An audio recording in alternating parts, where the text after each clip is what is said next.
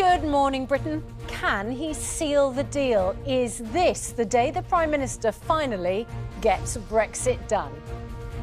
Rishi Sunak today meets EU bosses in a bid to sign a historic agreement with Brussels. Can he succeed where the others have failed?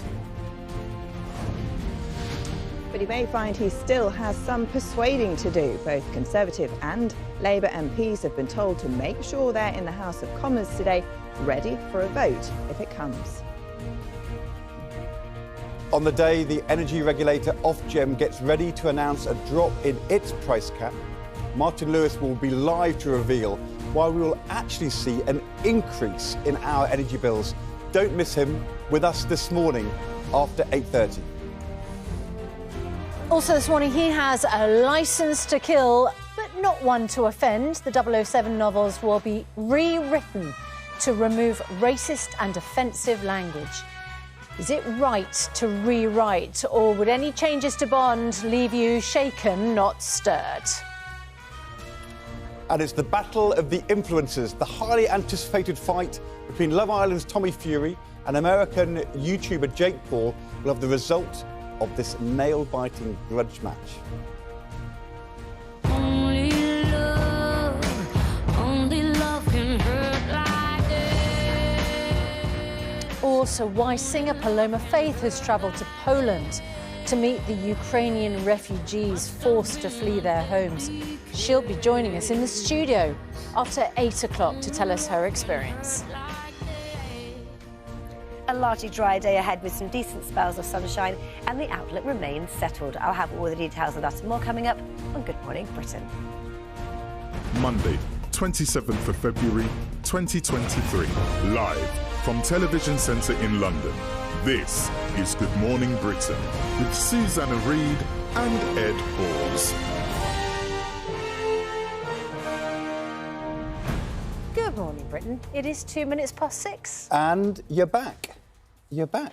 I've come back, and apparently we're still trying to get Brexit done. We are still trying to get Brexit 7 done. years after the vote. Are you recovered? It was the most amazing reporting last week. And also, you were there on such an incredibly historic couple of days. Do you remember? So this time last week, there I was, I came on air, and there was all sorts of rumours and gossip that one of the biggest of the big names might be in Kyiv. And you said it's the Italian Prime Minister, and I thought, you know, biggish name Italy. Yes. But is it really a big enough name for that big cavalcade? All the correspondents in the hotel lobby, John Simpson and Jeremy Bowen and Clive Myrie and John Sweeney, all gossiping, trying to get the scoop on who it was. Of course, as we were on air, you saw the motorcade driving through the centre of Kyiv. All the roads were shut down. We were told we couldn't be in our position outside on the balcony at the hotel because our position was directly overlooking the square where it emerged Joe Biden, the US president, was meeting President Presumably you Zelensky said to them, look, I'm about to go and see the president's wife, I'll check with her.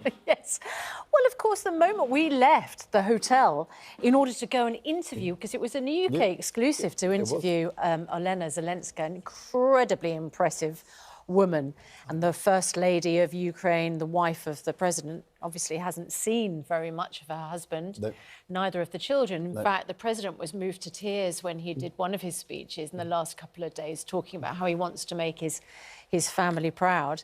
But as we left the hotel, of course, we found it quite hard to get to the presidential palace because all the roads were shut down and the police and the soldiers were saying, sorry, you can't get through. Did you have to blag your way through the security? We had an absolutely brilliant fixer who jumped out of the car and ran down towards the checkpoint and said, you have to let Susanna through because she's interviewing the First Lady, at which point the security went, all right, then, we'll let her through. I've always found with security, especially American security, if you walk in a straight line and look like you know where you're going, you can get anywhere. I actually ended up sitting once at a big G7 event directly behind Bill Clinton and the Japanese Prime Minister. I don't know why we were there.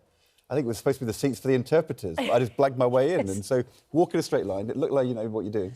Well, it might be good advice this morning for the Prime Minister to walk in a straight line and look like he knows what he's doing, because in just a few hours he's going to be meeting the European Commission President, Ursula von der Leyen, to finalise the details of a new Brexit deal.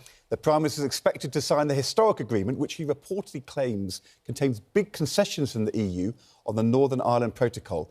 But Downing Street has refused to say whether MPs will be given a vote on the deal. And our political correspondent, Louisa James, is there. Prime Minister seems confident he can do this deal today. Is he confident he'll get support from his own MPs in Parliament when he's done it?